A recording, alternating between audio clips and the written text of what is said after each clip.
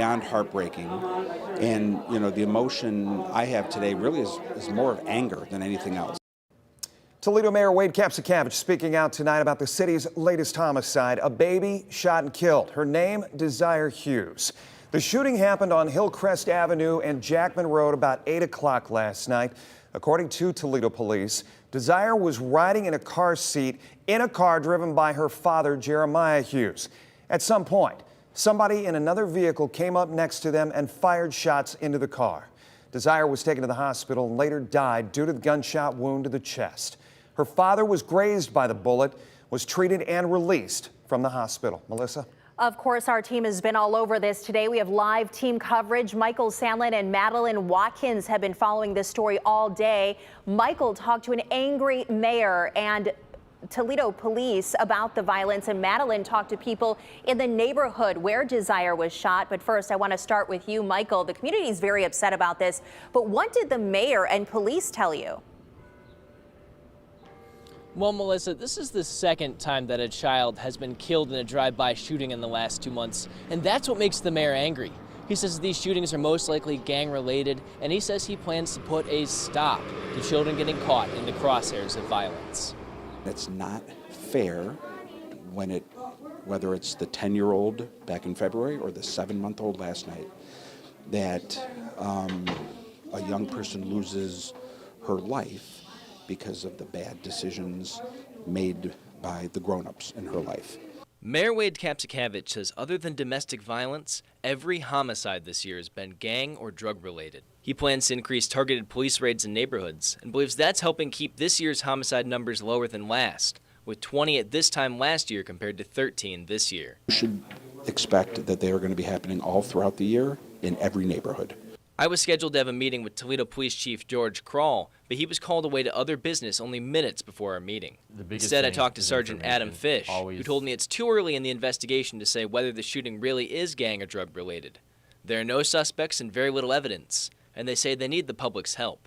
With anything like this, no matter how small or big you think it is, we need that information for police community relations to work. We need help from the community, and this is a huge one at this time where we're going to need the community's help. As police continue to work the case, Fish tells me the department itself is struggling with the senseless shooting death of this baby girl. Oh, it's huge. I mean, if it doesn't strike you, if it doesn't hit you at home, then I don't know how you don't have any feeling for anything. It's a huge loss for not just the department, but the community. The mayor tells me that some 270,000 people live here in the Toledo area, but only about 50 are involved in this cycle of violence and retaliation. If you know anything that can help put a stop to these shootings, call or text Crime Stoppers. You will remain anonymous. Reporting in downtown Toledo tonight, I'm Michael Sandlin for WTOL 11. Now, this baby, Desire Hughes, was shot near Hillcrest Avenue and Jackman Road in West Toledo, and now people in that area, they are scared to leave their houses. Madeline Watkins, speaking with neighbors today, joins us now live with more on that. Yeah, Jeff, so one woman that I spoke to that lives in the neighborhood, she says that she knew immediately that the shots she was hearing were not firecrackers. She said that she heard about 4 or 5 shots fired off last night, and then today she woke up nervous to even go outside of her home. Now, this is a neighborhood that she's lived in for 25 years now in West Toledo. She says she moved there when it was safe and she felt comfortable there. Now she's wanting to move to a completely new city. She says she feels so unsafe that she wanted to remain anonymous when I spoke to her, just out of fear of retaliation earlier today. And then another guy that I spoke to, he doesn't necessarily live in West Toledo where this shooting happened. He was just working in the area, but he does live on the north end of town and says people in the city are just hurting each other for no reason nowadays. He says life is too short to have this much violence going on. It's got to start in the home, you know.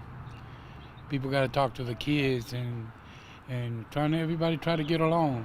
I just know there's so many drugs and stuff around that it's just, and then people can just get guns wherever and do whatever. I mean, you buy them off the streets. I mean, ain't somebody going to get a gun or whatever. I mean, every morning you wake up, all you hear is somebody's being shot, somebody's gotten killed. She says that she doesn't like waking up to that news every single morning, hearing of another shooting or someone's been killed. She said it's been long enough and something needs to happen and it needs to change. Live in downtown Toledo tonight, Madeline Watkins, WTOL 11.